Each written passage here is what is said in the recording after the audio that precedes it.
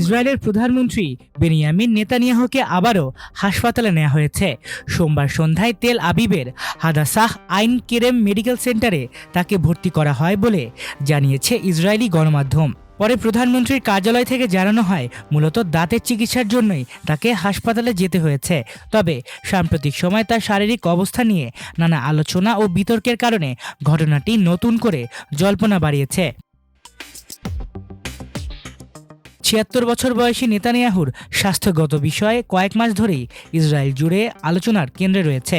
অভিযোগ উঠেছে তার অসুস্থতা ও চিকিৎসা সংক্রান্ত বেশ কিছু তথ্য জনসাধারণের কাছ থেকে আড়াল করা হয়েছে। ফলে সাধারণ মানুষের মধ্যে তার প্রকৃত শারীরিক অবস্থা নিয়ে সন্দেহ ও উদ্বেগ আরও বেড়েছে। গত মাসে সামাজিক যোগাযোগ মাধ্যমে দেয়া এক পোস্টে নেতানিয়াহু জানান তার প্রোস্টেটে ক্যান্সারজনিত টিউমার ধরা পড়েছিল এবং এজন্য সফল অস্ত্রোপচার করা হয়েছে।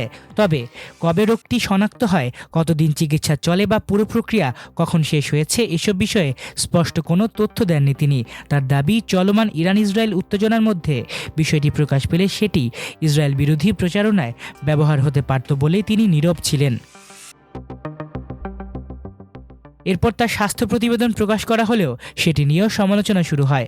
প্রতিবেদনে খুব সীমিত তথ্য ছিল এবং কোন বছরের মেডিকেল রিপোর্ট সেটিও উল্লেখ করা হয়নি। এমনকি হাসপাতালের আনুষ্ঠানিক কোনো লোগো বা বিস্তারিত চিকিৎসা নথিও সেখানে ছিল না।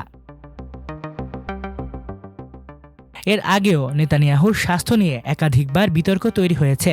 2023 সালের জুলাইয়ে তার শরীরে পেসমেকার বসানো হয়। পরে 2024 সালে হার্নিয়ার অস্ত্রোপচার এবং একই বছরের শেষ দিকে প্রোস্টেট অপসারণের অস্ত্রোপচারও করা হয়। পেসমেকার বসানোর সময় প্রথমে বলা হয়েছিল তিনি পানিশূন্যতার কারণে হাসপাতালে ভর্তি হয়েছিলেন, কিন্তু পরে হাসপাতাল কর্তৃপক্ষ জানায় তার শরীরে হার্ট মনিটরও বসানো হয়েছিল।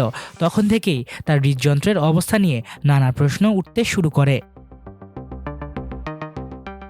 এক সপ্তাহ পর চিকিৎসকরা স্বীকার করেন হাসপাতালে ভর্তি থাকার সময় করা ইসিজি পরীক্ষায় কিছু অস্বাভাবিকতা ধরা পড়েছিল, যদিও তারা দাবি করেন প্রধানমন্ত্রীর হৃদযন্ত্র তখনও সম্পূর্ণ স্বাভাবিক ছিল। সব মিলিয়ে নেতানিয়াহুর স্বাস্থ্য পরিস্থিতি এখন ইসরায়েলের রাজনৈতিক অঙ্গনেও বড় আলোচনার বিষয় হয়ে উঠেছে।